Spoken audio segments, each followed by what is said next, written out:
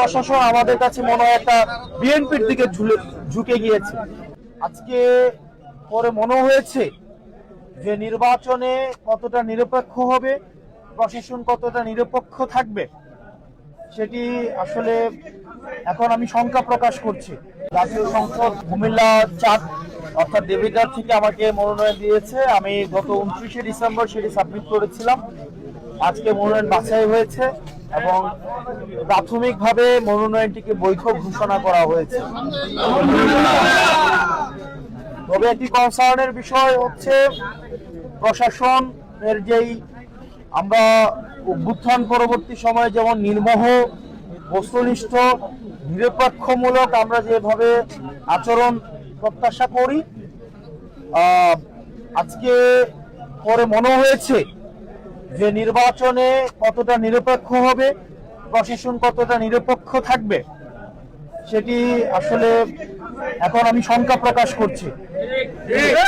পর্যাপ্ত যুক্তি, পর্যাপ্ত তথ্য থাকার পরেও আমাদের একজন প্রার্থী উনি ব্যাংক ডিফল্টার, উনি উইলফুল ব্যাংক ডিফল্টার। উনি একাধিক আর্থিক প্রতিষ্ঠান থেকে বিগত বিভিন্ন সময়ে উনি লোন নিয়ে সেটি আর ফেরত দেয়নি। দেশের অর্থকে উনি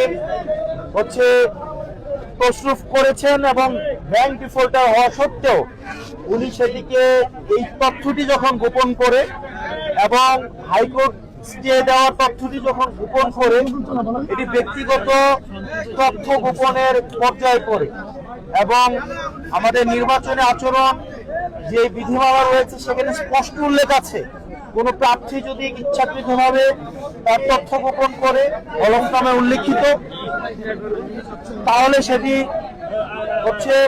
তার প্রার্থিতা বাতিলের যে বিধান রয়েছে। কিন্তু আমরা দেখতে পেয়েছি প্রশাসনের কাছে আমরা পর্যাপ্ত তথ্য প্রমাণ এবং যুক্তি উপস্থাপন করার পরেও সেখানে প্রশাসন কতটা নিরপেক্ষ আচরণ করতে পেরেছে সেটি আসলে প্রশ্নবিদ্ধ। তো আমরা এখনো প্রত্যাশা করি, কিন্তু প্রশাসন আমাদের কাছে মনে হয় একটা বিএনপির দিকে ঝুঁকে গিয়েছে। সহজ কথা, প্রশাসনের যে দ্বিচারিতামূলক আচরণ সেটি নিরপেক্ষ, সুষ্ঠু, অংশগ্রহণমূলক নির্বাচন কতটা হতে পারে সেটি নিয়ে আসলে আমরা শঙ্কা প্রকাশ করছি। বিভিন্ন সময়ে যে প্রশাসনের যেই দেখেছি যে জুলাই গণঅভ্যুত্থানে ইতিমধ্যে পরবর্তী সময়ে বিভিন্ন সময়ে হামলা হয়েছে। আমরা দেখেছি হাদি ভাইকে নির্মমভাবে হত্যা করা হয়েছে। স্পষ্টভাবে প্রমাণ থাকা সত্ত্বেও আমরা এখনো পর্যন্ত দৃশ্যমান কোনো ধরনের ব্যবস্থা নেয়নি। সেগুলো প্রশাসনের গাফিলতি এবং জুলাই অভ্যুত্থান পরবর্তী সময়ে গত 1.5 বছর আমরা দেখেছি যে প্রশাসনের আসলে দৃশ্যমান, প্রশাসনের যারা কর্তা কর্মব্যক্তি রয়েছে তারা নিজেদের সংস্কার তারা চেয়েছে তারা নিরপেক্ষ থাকতে, কিন্তু কতিপয় রাজনীতিবিদ, কতিপয় রাজনৈতিক দল তারা প্রশাসনকে, পুলিশকে নিয়ন্ত্রণ করতে চায়। সেই জায়গা থেকে পুলিশ কমিশন, অ্যাডমিনিস্ট্রেটিভ কমিশন ঘটিয়ে হলেও সেটা এখনো পর্যন্ত আলোর মুখ দেখতে পায়নি। তো এই নির্বাচনের মধ্য দিয়ে প্রশাসন আসলে কতটা সংস্কার হয়েছে বা হয়নি সেটির আসলে বহিঃপ্রকাশ ঘটবে।